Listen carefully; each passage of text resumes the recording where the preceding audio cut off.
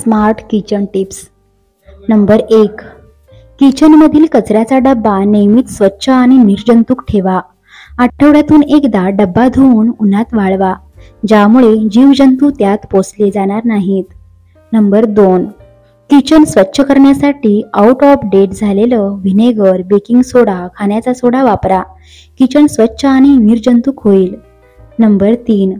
फ्रीजमध्ये पदार्थांचा वास येऊ नये यासाठी कोळशाचा एक तुकडा ठेवा।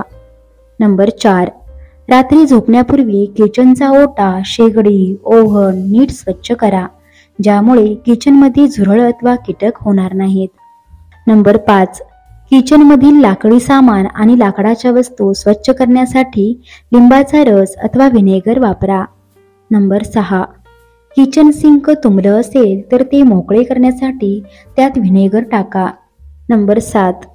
किचन टाइल्सवरील जुने डाग काढण्यासाठी त्या ठिकाणी लिंबाचा रस लावा आणि 15 मिनिटांनी कापडाने स्वच्छ करा।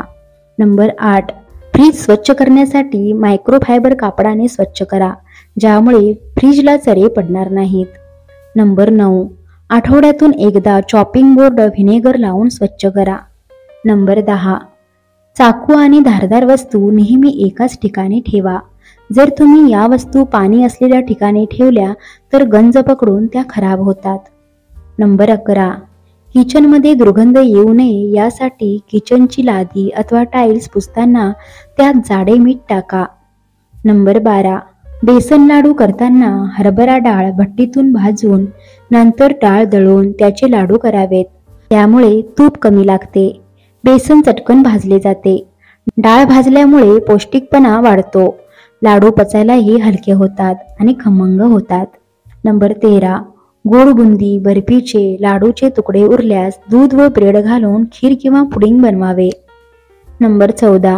श्रीखंड फसफसू नये म्हणून चक्का फेसावा व साखरेत साखर भिजेल एवढे दूध घालून साखर अर्धवट विरघळली की फेसलेला चक्का घालावा व कालवावे।